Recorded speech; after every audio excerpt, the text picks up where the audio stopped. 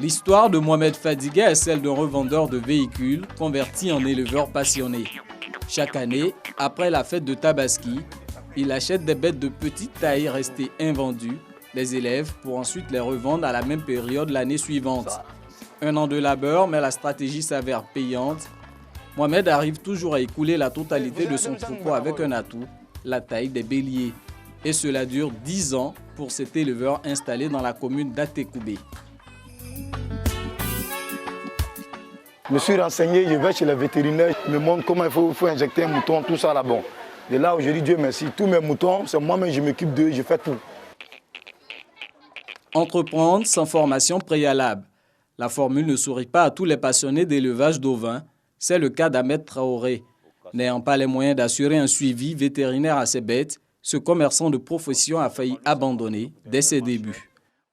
J'ai perdu à peu près un trou de 39 têtes de moutons. Hein.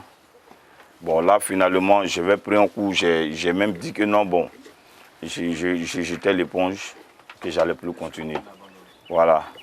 Mais finalement, j'ai vu ça aller 2 jours, 3 jours. J'ai déjà au moins l'affection que j'ai pour ceux-là, l'amour que je ressens pour eux, je ne peux pas. Installé en plein cœur d'Abobo PK18, le petit enclos d'Ahmed jouxte son lieu d'habitation.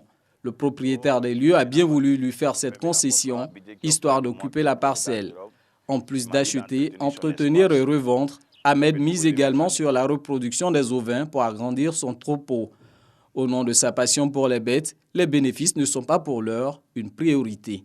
À 2 mois de Tabaski, je n'achète plus de moutons. J'ai fait un point, j'ai investi à peu près 1 million. Si je gagne 300 000 à 400 000 ou 500 000, les dépenses, ça ne m'intéresse pas. Parce que moi, ce qui m'intéresse, je suis avec mes amis. Voilà, quand tu as l'amour de quelque chose, il ne faut pas tenir compte de tes dépenses. Après 2 années d'activité, Ahmed vient d'étoffer son parc de 5 veaux.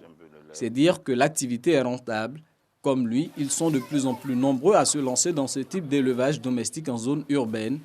L'engouement et le potentiel qu'il regorge n'échappent pas au ministère des Ressources animales et halieutiques.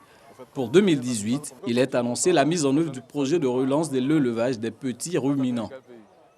La particularité de ce projet, c'est d'installer ou bien de renforcer en termes d'animaux et de suivi technique ceux qui possèdent déjà un élevage ovin. Celui qui a peut-être 20, 30 ovins, chez lui à la maison ou dans un parc, il sera aussi concerné par ce projet. En 2016, la consommation nationale de viande ovine s'élevait à 23 000 tonnes.